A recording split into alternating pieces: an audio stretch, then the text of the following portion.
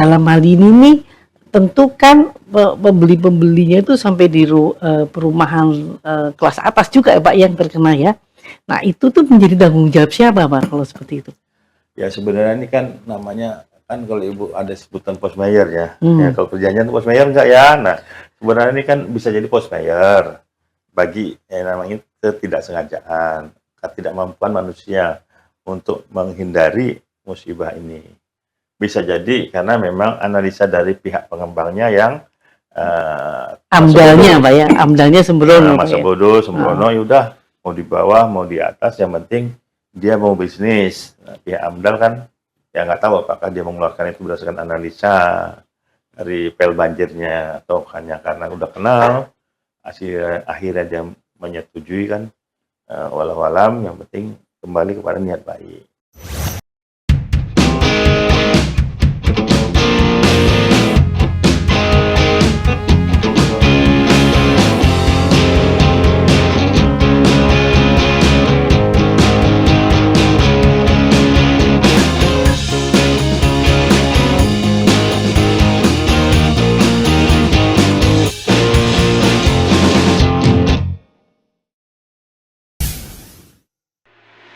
Assalamualaikum warahmatullahi wabarakatuh, para pemirsa TV Masyumi, Matra 64 dan Ahmad Yani Channel.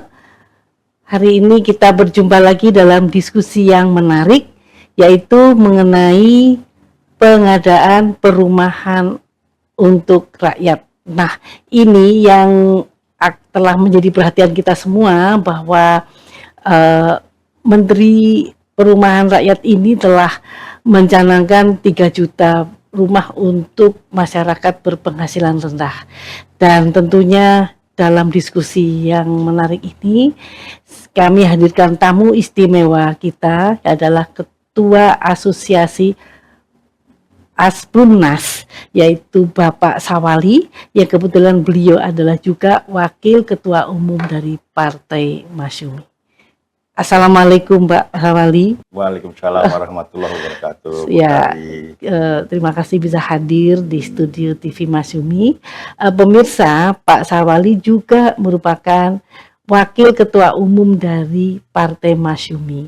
Nah, tentu ini hal yang bagus ya buat kita, bahwa memang Partai Masyumi dalam hal memikirkan untuk perumahan rakyat itu sangat tepat, bahwa kita juga kehadiran Pak Sawali ini akan sangat membantu bagi kita untuk mendapatkan penjelasan yang lebih detail bagaimana ya caranya untuk memiliki rumah dengan penghasilan yang pas-pasan. Nah, Pak Sawali, ini kan terakhir pemerintah ini ada proyek ya Pak, proyek perumahan untuk yang berpenghasilan, masyarakat berpenghasilan rendah ini ada di Kalimantan Selatan, seluruh Indonesia Pak ya. Nah ini yang akan ditinjau Bapak ini yang sebentar lagi di daerah Kalimantan Selatan, Kalimantan Selatan, Kalimantan Tengah, ya. Dan satu lagi di Kalimantan Selatan, Tengah, Timur. Kalimantan Timur. Nah ini luar biasa. Pak Menteri yang Pak Menteri ya. Ya ini Bapak bagaimana Pak mengenai skema pembiayaannya ini, apakah sudah ada kesepakatan nih Pak ASP Rumah dengan tawaran dari Menteri ini, apa sudah terjadi kesepakatan pemerintah menawarkan dengan kondisi yang bisa diterima oleh ASP Rumah, atau masih ada diskusi lagi? Tawaran yang mana Ibu? Ya yang untuk pendanaan itu Pak ya, pendanaan itu untuk Danantara, karena ya, memang kita ketahui bahwa Danantara itu salah satunya juga akan memberikan pendanaan untuk perumahan sekitar 130 triliun Pak ya. Ya, sektor perumahan 130 triliun. Nah, ini hal yang positif ya Pak. Ya, jadi positif. Bapak bagaimana menanggapi itu dulu ya, Pak atas perencanaan daripada Danantara? Ya, tentunya ini adalah suatu terobosan ya, suatu sistemik yang saya sebut Pak Menteri itu luar biasa. Beliau itu sangat membantu ya dalam yang diterapkan Kemendia, tugas dalam kepada dia dari Pak Presiden. Dia sangat fokus, sehingga bukan hanya satu lin sektor yang dia fokuskan, tapi semuanya lin. Kalau itu memang menghambat atau kurang mempercepat dalam tingkat pertumbuhan perumahan di seluruh Indonesia, khususnya untuk MBR ya. MBR itu masyarakat berpenghasilan rendah. Iya. Khusus lagi untuk rumah-rumah yang PLPPT di rumah subsidi. Iya. Ya. Mas subsidi ya.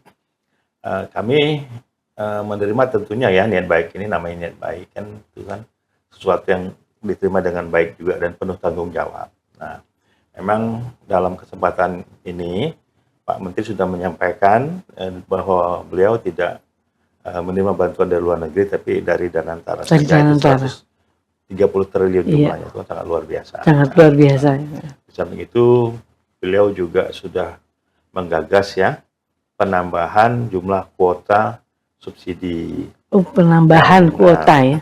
Dari 220.000 menjadi 350.000. Bahkan ini akan mau ditambah lagi kalau memang itu kebutuhannya ada ya. Gitu Bu. Okay. Nah, mengenai Danantara ini, tentunya ini kan KUR ya, kredit usaha rakyat lah, sementara itu ya, bisa semacam KMK juga Bu, misalnya untuk membangun, ya, untuk si penghuni atau konsumen itu dapat bantuan juga antara 10 sampai 100 juta itu. Kemudian untuk dengan bunga 6% ya. Iya, 6%. 18 bulan nih Pak ya. 18 bulan maksimal. Ya. Nah, untuk pengembang itu bisa bertahap Bu, dari 500 juta sampai ke 2 miliar. 2 miliar, ya. Ya. 18 bulan. Nah, iya.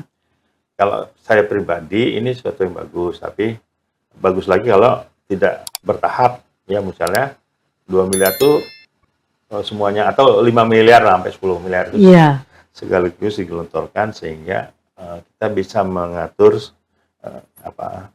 komponen-komponen itu untuk sektor mana aja yang dibutuhkan, misalnya di perizinan, kemudian di pengerasan jalan, rumah contoh, itulah. Ya, ini kan cuman rencana usulan dari saya sebagai asosiasi yang mewakilin pengembang juga, mewakilin asosiasi juga.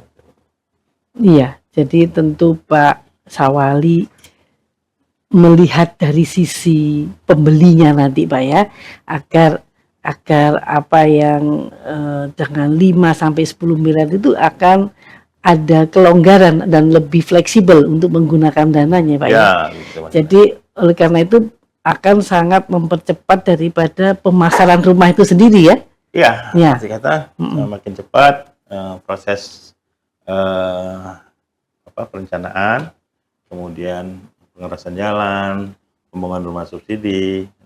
Ini kan yang salah satu komponen yang dilihat oleh perbankan untuk mengucurkan dana seperti KPL, kredit pemilikan lahan, atau KYG-nya, kredit untuk membangunnya.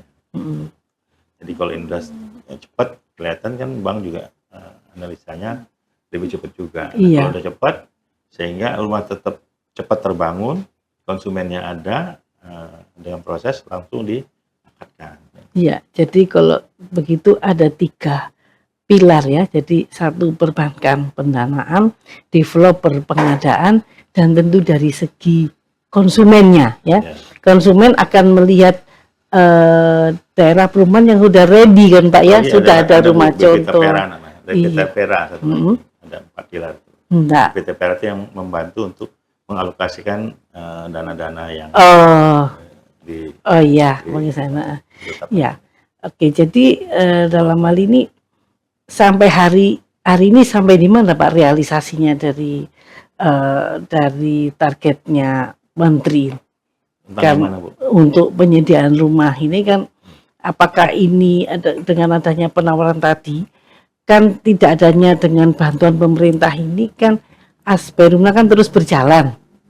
Nah, dengan adanya tawaran ini harusnya akan lebih menstimulasi ya Pak ya, Nah, ini yang dengan tanpa bantuan pemerintah ini sudah berkembang cukup baik kan, Pak? Iya, tentunya ini kan merupakan angin segar ya. Iya.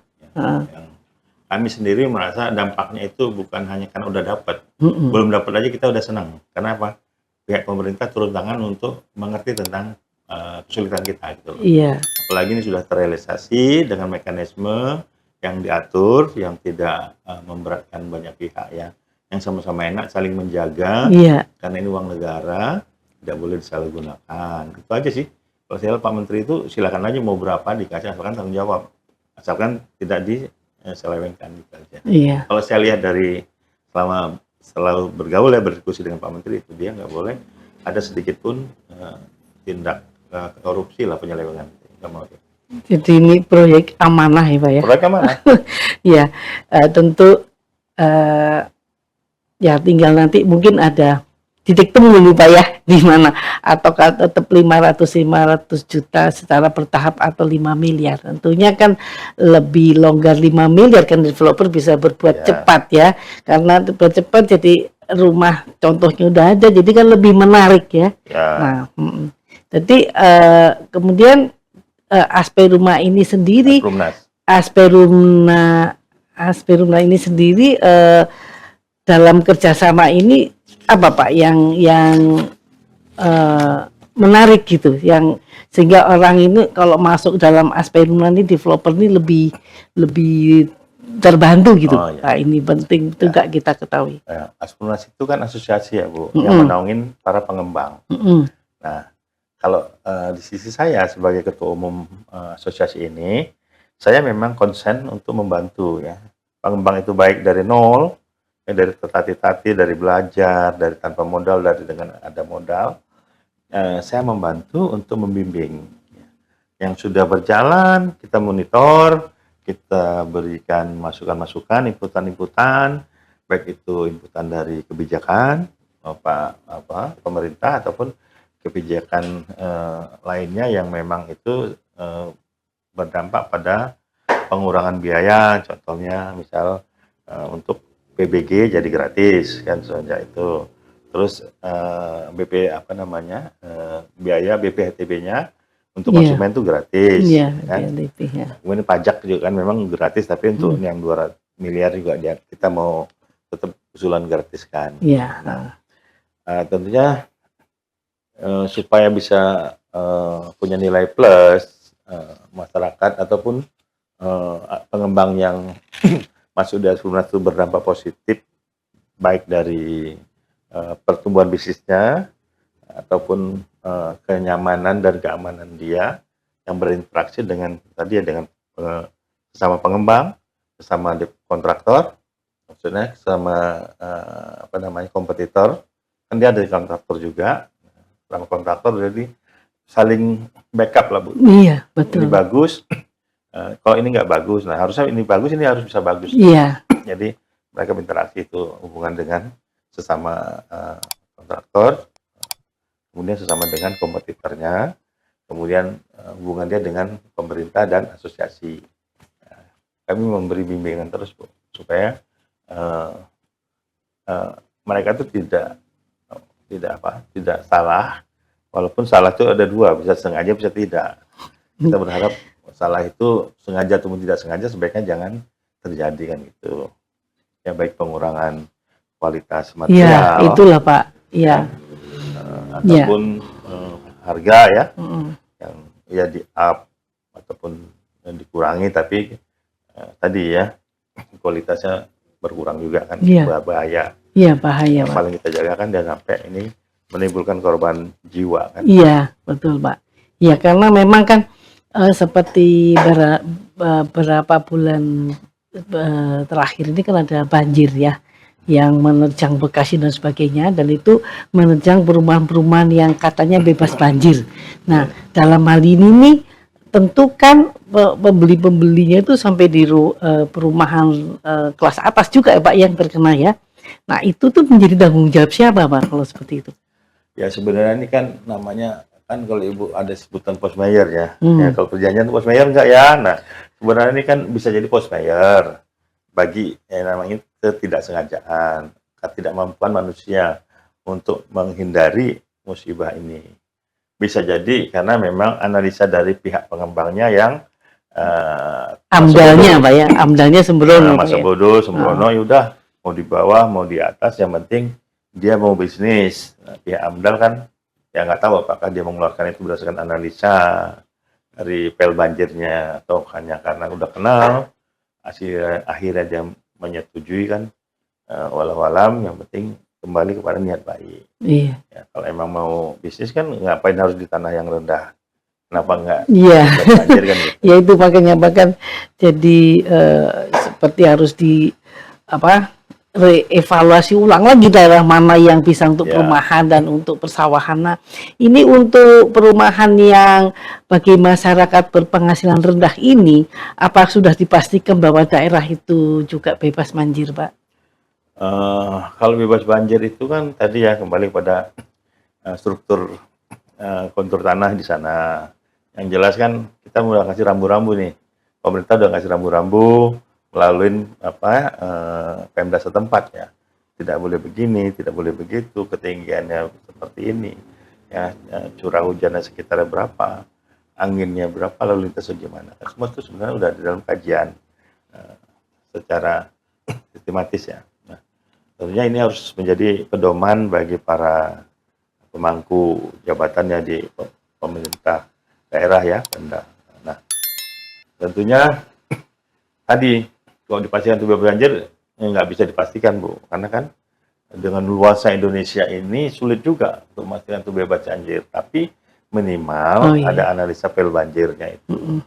Titik banjir tuh dari yang sudah terjadi dalam siklus 5 tahun itu minimalnya ada titik nolnya.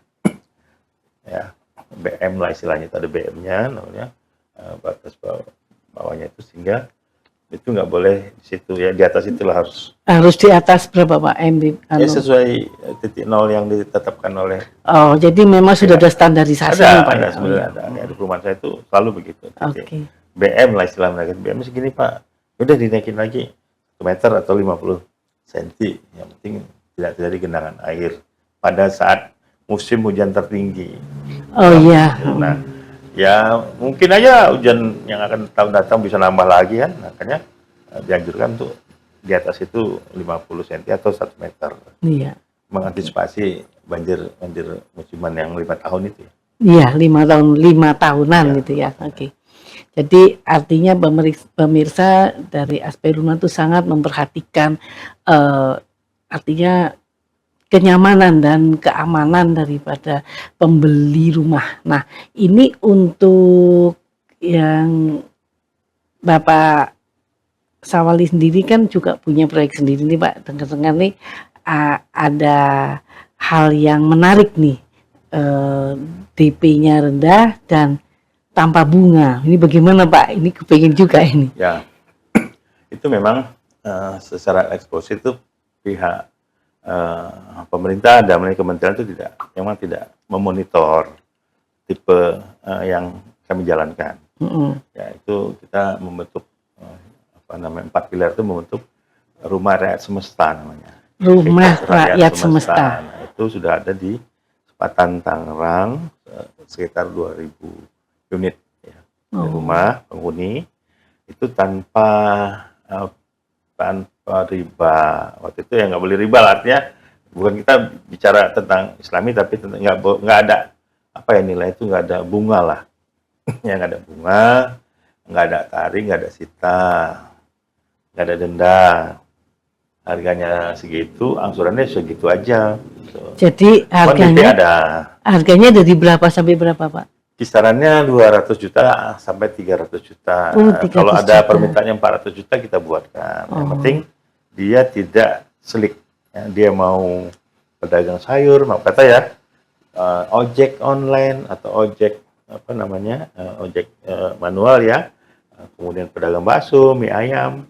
Selagi dia siap komit membayar 1 bulan misalnya 1,5 juta, ya boleh aja, silahkan. Alhamdulillah, ini hal yang sangat mempermudah ya untuk masyarakat. Nah, ini Jadi DP-nya sekitar 20% sampai sampai ke 30. 30%. Oke. Jadi tipe Itu bisa rumahnya dicicil DP-nya. DP-nya. Oh, oke. DP bisa dicicil. Oh iya ya. Oke. Ya, bisa. Jadi ini kita tentu berharap yang dibangun di Tangerang Selatan ini berhasil. Sudah hampir habis, Pak. Masih Ya, ada? masih ada sedikit. Masih ada sedikit. Sudah dihuni 2000. Oh, sudah dihuni. Oke. Kita juga ada di Bengkulu. Kemudian ada di Pekanbaru, Pekanbaru, Sumatera Barat, ada. semua tempat. Oke. Nah, ini mungkin waktu juga membatasi. Kami mohon Pak Sawali memberikan closing statement yang perlu kepada masyarakat dan juga kepada developer, mungkin kepada masyarakat dulu nih, Pak. Kepada masyarakat, saya berharap ya kita tuh sering berinteraksi, nyari informasi, lokasi mana yang memang diminati. Ya tentunya yang pertama adalah legalitas, kemudian pengalaman dari si developer tersebut dan tanggung jawabnya. Ya, pengalaman kalau dia tetap tidak bertanggung jawab kan itu tidak baik juga ya. Para pemirsa, seperti Mas Yumi dan Ahmad Yani Channel, saya menghimbau agar meneliti sebelum membeli ya. Zaman dulu ya, teliti sebelum membeli itu memang tagline-nya bagus sekali. Jadi luar biasa. Jangan hanya melihat pasarnya bagus, harganya diskon yang banyak, ternyata surat-suratnya belum clear. Oh iya, betul. Terus lokasinya banjir. Iya, kan? iya. Pengembangnya nggak bertanggung jawab. Ya, kita berharap makanya hadirnya asosiasi di sini untuk membina pengembang. Iya, jadi 4 pilar itu Pak ya. 4 pilar itu. Jadi BP Tapera, pengembang, ya, kemudian konsumen sama si kontraktor.